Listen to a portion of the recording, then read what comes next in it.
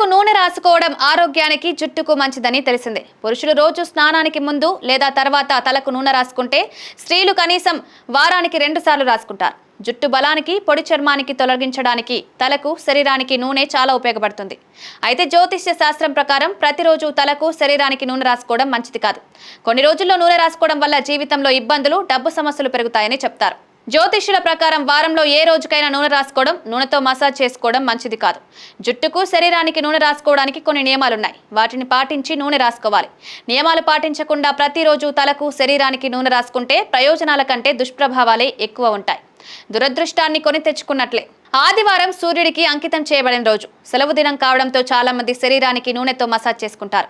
కానీ అలా చేయడం తప్పు. ఈ రోజున తలకు, శరీరానికి నూనె రాసుకోకూడదు. ఇలా చేస్తే శరీర ఉష్ణోగ్రత పెరిగి శారీరక, మానసిక ఆరోగ్యంపై చెడు ప్రభావం చూపడుతుంది. సోమవారం చంద్రుడికి అంకితం చేయబడిన రోజు. ఈ రోజు తలకు, శరీరానికి నూనె రాసుకుంటే ఆరోగ్య, మానసిక ప్రశాంతత మెరుగుపడతాయి. మనసు ఉల్లాసంగా ఉంటుంది. కాబట్టి సోమవారం స్నానానికి ముందు లేదా తర్వాత తలకు నూనె రాసుకోవచ్చు. మంగళవారం కుజుడికి అంకితం చేయబడిన రోజు.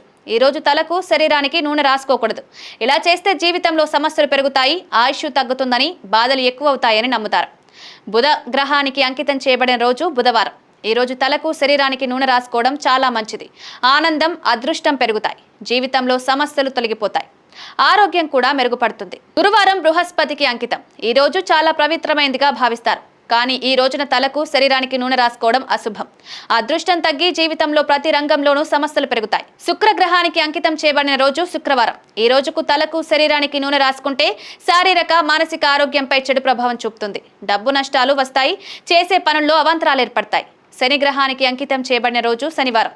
ఈ రోజు తలకు, శరీరానికి నూనె రాసుకుంటే చేసే ప్రతి పనిలోనూ విజయం లభిస్తుంది. మెదడు చురుగ్గా పనిచేస్తుంది. జ్ఞానం, సంపదలు పెరుగుతాయి.